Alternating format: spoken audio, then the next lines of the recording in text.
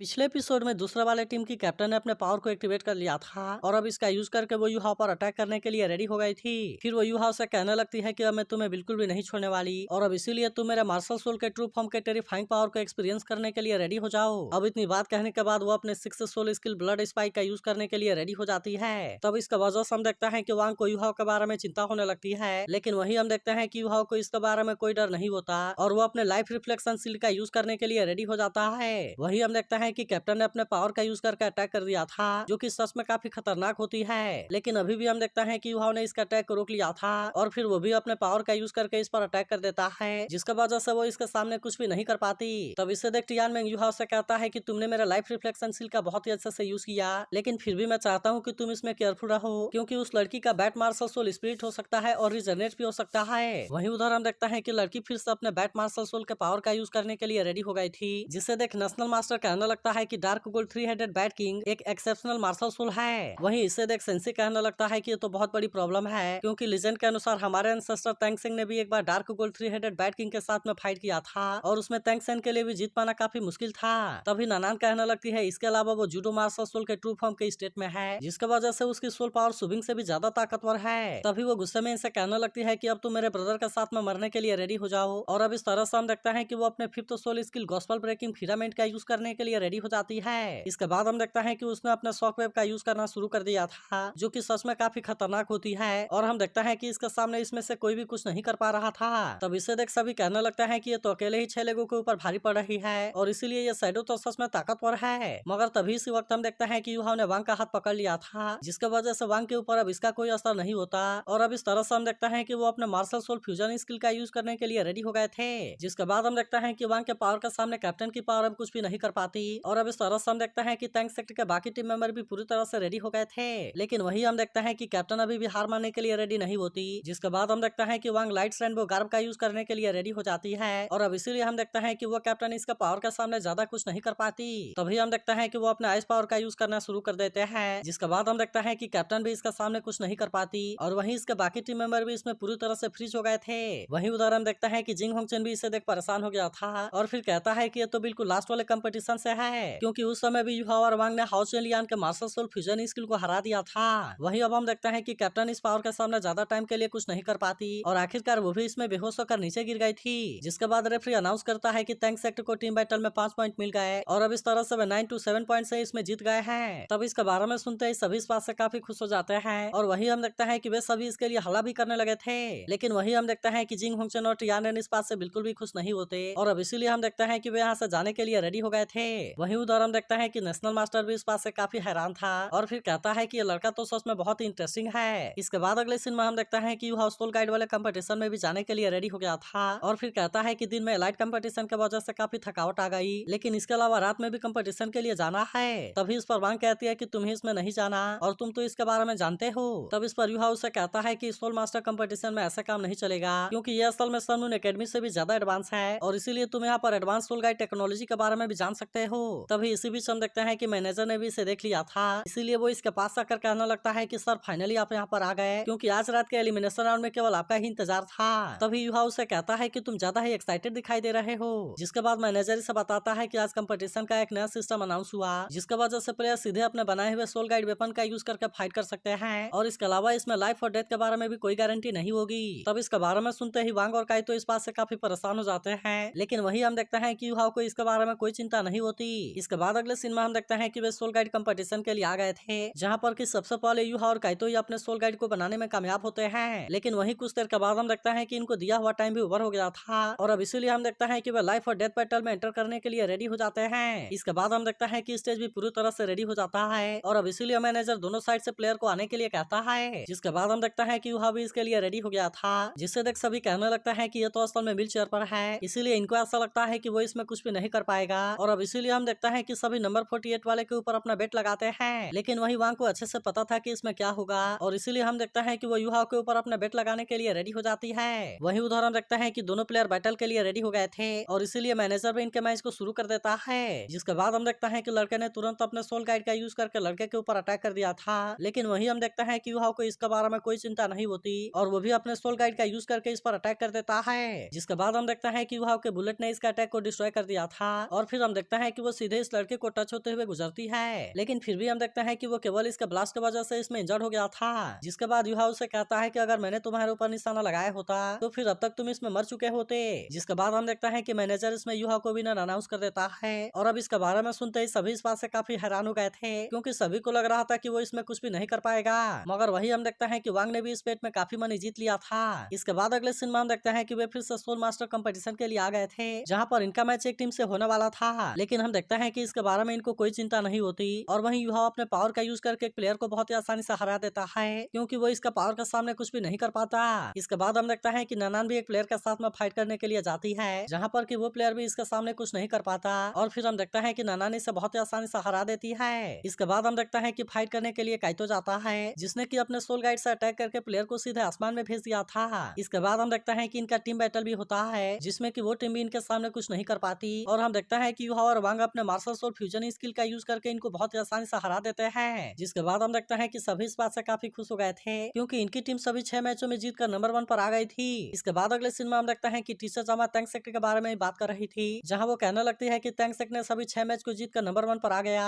जबकि कल second qualification spot के लिए हमारा मैच सनमून एकेडमी से होगा। वही मास्टर माँ कह रहा था कि सिर्फ 5 मैच में जीत गए हैं, जबकि हम केवल 4 मैच में जीते हैं और 1 मैच को हारे हैं, इसीलिए सिचुएशन हमारे लिए बहुत ही अनफेवरेबल है। वहीं श्रेक टीम का एक प्लेयर कहता है कि अगर हम कल के मैच में हार भी गए तो उसके बाद भी हमारे पास में 5 विन और 1 लॉस होगा, जिसका वजह से हमारे पास में अभी भी लास्ट वाला मैच को जीतने के लिए चांस है। जबकि वही मास्टर माँ कहता है कि अगर हम इसमें हार गए तो फिर हम इसमें पूरी तरह से एलिमिनेट हो जाएंगे। लेकिन तभी वांग च्यू कहने लगती है कि नहीं, हमारे पास में इसके लिए कोई चांस नहीं है, क्योंकि लास्ट मैच में तो सनमून एकेडमी टैंक सेक्टर से हार गया, इसीलिए मुझे लगता है कि अगर हम सनमून एकेडमी को भी नहीं हरा सकते तो फिर इसका कोई चांस नहीं है कि हम टैंक सेक्टर को हरा पाएंगे। तभी टीचर जामा कहते हैं कि तुम भी टैंक सेक्टर के बारे में बहुत ही अच्छे से जानते हो, और इसीलिए मुझे पता है कि वे कभी भी चैंपियनशिप को अपने हाथों से नहीं जाने देंगे। तब इस पर वांग च्यू कहने लगती है कि अगर हम कल के मैच में हार गए तो फिर इस तरह से हमारे पास में केवल 5 विन होगा, जबकि वही सनमून एकेडमी के पास में 6 विन हो जाएंगे, क्योंकि टैंक सेक्टर के अलावा कोई और टीम उनको नहीं हरा सकती। इसके बाद हम देखता है कि टीचर जामा ने कल के मैच के लिए प्लानिंग बना लिया था, और फिर इनसे कहते हैं कि तुम सभी अब आराम करने के लिए चले जाओ। लेकिन वही हम देखते हैं कि वांग च्यू इसके बारे में सोचकर काफी परेशान होती है, और कहने लगती है कि कल हमारा मैच सनमून एकेडमी से होगा, इसीलिए मुझे श्रेक एकेडमी के ग्लोरी को किसी भी तरह से बचाना होगा, जो कि पिछले हजारों सालों से बना हुआ है। इसके बाद वो कहती है कि युहा, तुम जो कर सकते हो मैं भी उसे कर सकती हूँ। तभी इसी वक्त वो देखती है कि युहा उसके बगल में ही है, लेकिन हम देखते हैं कि वो इससे कोई बात नहीं करती, और अब वो यहाँ से जाने के लिए निकल जाती है। लेकिन तभी इसी बीच हम देखते हैं कि उसे कुछ होता है और वहीं पर रुक जाती है, लेकिन फिर से वो केवल युहा की तरफ देखती है, और फिर हम देखते हैं कि वो यहाँ से चली जाती है। इसके बाद अगले दिन हम देखते हैं कि सभी मैच के लिए काफी एक्साइटेड होते हैं, जहाँ पर सनमून एकेडमी की टीम भी अब इसके लिए आ गई थी। तब इसे देख सभी कहने लगता है कि ये तो लाइफ और डेथ के लिए मैच है। जिसके बाद एक लेडी कहती है कि ये मैच श्रेक के ग्लोरी के लिए भी है। तभी हम देखते हैं कि श्रेक एकेडमी की टीम भी यहाँ पर आ गई थी, जिससे देख युहा कहने लगता है कि सनमून एकेडमी ने हमारे सामने हार मान लिया, लेकिन ऐसा नहीं है कि वे अपने टीम मेंबर को प्रोटेक्ट करना चाहते हैं। लेकिन अब तो रॉबिन राउंड का भी फाइनल होने वाला है, जिसमें कि श्रेक एकेडमी का पॉइंट उनसे ज्यादा है, और इसीलिए वे जरूर अपने पूरे ताकत का यूज करके उनके साथ में फाइट करेंगे। लेकिन तभी हम देखते हैं कि सनमून एकेडमी अपनी टीम में कुछ नए प्लेयर को लेकर आया था,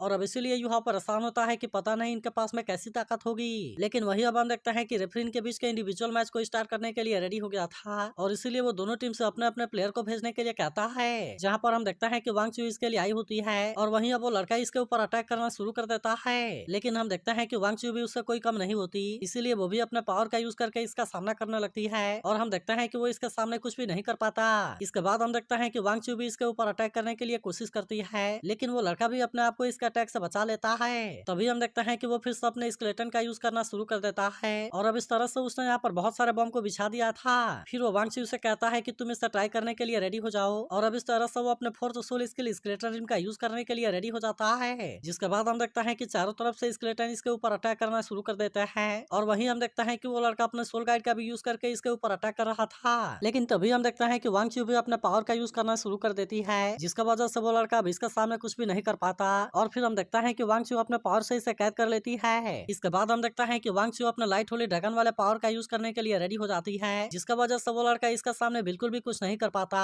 और फिर वांग च्यू अपने इस पावर का यूज करके उसे बहुत ही आसानी से हरा देती है। वहीं मेंग ने मास्टर माँ को बताया था कि वो एक्सचेंज स्टूडेंट के रूप में श्रेक एकेडमी में गई थी, इसीलिए उसे पता है कि वांग च्यू सबसे पावरफुल है, जबकि उसके अलावा कोई भी 1-on-1 बैटल में इनसे नहीं जीत पाएगा। जिस पर मास्टर माँ कहता है कि सभी इंडिविजुअल मैच में जीतने पर 7 पॉइंट और टीम बैटल में जीतने पर 5 पॉइंट मिलेंगे, इसीलिए श्रेक अगर इंडिविजुअल मैच को जीतना चाहता है तो फिर उसमें वांग च्यू को सभी 7 मैच को जीतने होंगे। लेकिन वही अब हम देखते हैं कि रेफरी दूसरे मैच को स्टार्ट करने करने के लिए रेडी हो गया था और अब इसीलिए हम देखते हैं कि सन मून एकेडमी का दूसरा प्लेयर भी वहाँ पर आ गया था। इसके बाद हम देखते हैं कि वो तुरंत अपने सोल गाइड को एक्टिवेट कर लेता है, जिससे देख वांग चू भी अपने पावर का यूज करने के लिए रेडी हो गई थी और अब इसीलिए हम देखते हैं कि वो भी अपने पावर का यूज करके इस पर अटैक करना शुरू कर देती है। लेकिन हम देखते हैं कि वो लड़का इतना आसानी से हार मानने वाला नहीं होता और वो किसी तरह से इसके सारे अटैक से अपने आप को बचाने लगता है। मगर तभी हम देखते हैं कि वांग चू अपने गोल्डन परसेप्शन वाले पावर का यूज करने के लिए रेडी हो जाती है और अब इस तरह से वो सीधे इस पर अटैक करने के लिए आ गई थी। जिसके बाद हम देखता है कि वो लड़का भी इनविंसिबल शील्ड का यूज करके अपने आप को बचा लेता है। तब इससे देख टीचर जामा समझ जाती है कि वो वांग चू को थकाना चाहते हैं। वहीं काइतो भी कहने लगता है कि इनविंसिबल शील्ड की कीमत काफी ज्यादा है, जबकि इस लड़के ने तो एक साथ में 2 इनविंसिबल शील्ड का यूज किया और इसीलिए ऐसा लगता है कि सन मून एकेडमी ने वांग चू को थकाने के लिए बहुत ज्यादा इन्वेस्ट किया है। वहीं हम देखते हैं कि वांग चू ने अपने पावर से इसके इनविंसिबल शील्ड को तोड़ दिया था, लेकिन इसके बाद वो लड़का और भी इनविंसिबल शील्ड का यूज करने लगता है। इसीलिए हम देखते हैं कि सभी इस बात से काफी हैरान हो गए थे और वहीं सेंसी भी कहता है कि आखिरकार इसके पास में कितने इनविंसिबल शील्ड हैं। मगर वही हम देखते हैं कि वांग चू भी इतना आसानी से हार मानने वाली नहीं होती, इसीलिए वो इसके सारे इनविंसिबल शील्ड को तोड़ देती है, जिसके वजह से वो लड़का अब इसके सामने कुछ भी नहीं कर पाता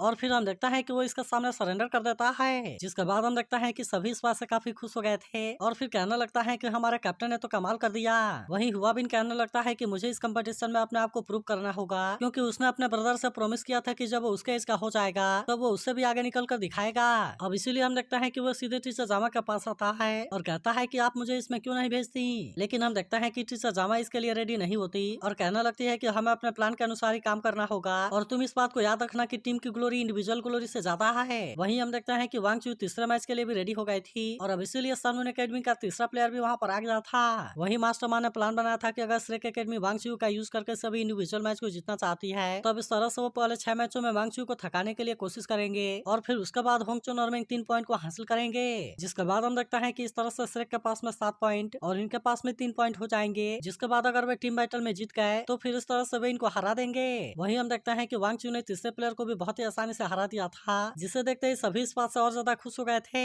लेकिन तभी हम देखते हैं कि वांग चू इंडिविजुअल मैच के लिए गिव अप कर देती है और फिर कहती है कि हम सीधे टीम बैटल में जाना चाहते हैं, जिसके बारे में सुनते ही मास्टरमाइंड इस बात से काफी हैरान हो गया था और फिर वो कहता है कि क्या सच में तुम इंडिविजुअल मैच के लिए गिव अप करना चाहते हो। लेकिन तभी हमें पता चलता है कि यह सब असल में टीचर जामा की प्लानिंग है, क्योंकि उसका प्लान था कि वो सबसे पहले वांग चू को ही इसमें भेजेगी, जिसमें कि वे केवल 3 पॉइंट को जीतने के लिए कोशिश करेंगे और फिर इस तरह से वे इंडिविजुअल मैच के लिए गिव अप कर देंगे, क्योंकि इनके पास में 2 मार्शल सोल फ्यूजन स्किल का चांस होगा। इसीलिए अगर इन्होंने टीम बैटल में जीतकर 5 पॉइंट को हासिल कर लिया तब इस तरह से इनके पास में 8 पॉइंट हो जाएंगे और इस तरह से वे इसमें जीत जाएंगे। वही मास्टर माँ कहने लगता है कि अगर हम इसमें वांग चू को पूरी तरह से थका नहीं पाए तो कोई बात नहीं, क्योंकि फिर भी हमारे पास में 7 पॉइंट हो गए हैं। जिसके बाद रेफरी अनाउंस करता है कि श्रेक एकेडमी ने इंडिविजुअल मैच के लिए गिव अप कर दिया है और इसीलिए हम सीधे टीम बैटल में एंटर करने वाले हैं। वही हम देखते हैं कि वांग चू तुरंत अपने टीम मेंबर के पास में आ गई थी, जहाँ पर कि वे जल्दी से उसे अपने सोल पावर को रिकवर कर लेने के लिए कहते हैं। तभी टीचर जामा आकर कहती है कि तुमने इसमें काफी अच्छा किया, लेकिन सबसे पहले तुम्हें अपने सोल पावर को रिकवर कर लेना चाहिए, क्योंकि वैसे भी हमने अपने प्लान के पहले स्टेप को पूरा कर लिया है और अब इस तरह से हमारे पास में आने वाले टीम बैटल के लिए एडवांटेज होगा। लेकिन वही हम देखते हैं कि सन मून एकेडमी का एक प्लेयर बहुत बुरे तरीके से इंजर्ड हो गया था, इसीलिए वो इसमें पार्टिसिपेट नहीं कर सकता